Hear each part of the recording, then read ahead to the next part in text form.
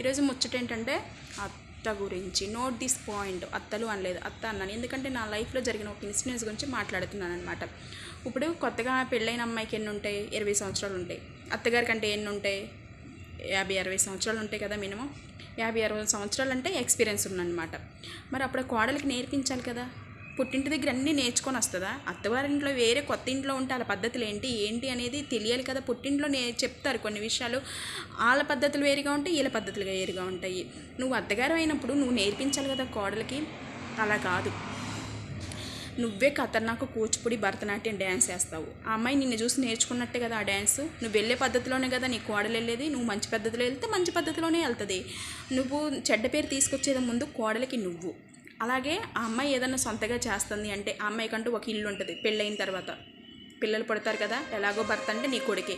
అలాగే సొంతగా ఏం చేసుకొని ఏదో నేను బతుకున్నప్పుడు నువ్వు చేయటం ఏంటి అని డ్యాన్స్ వేస్తావు.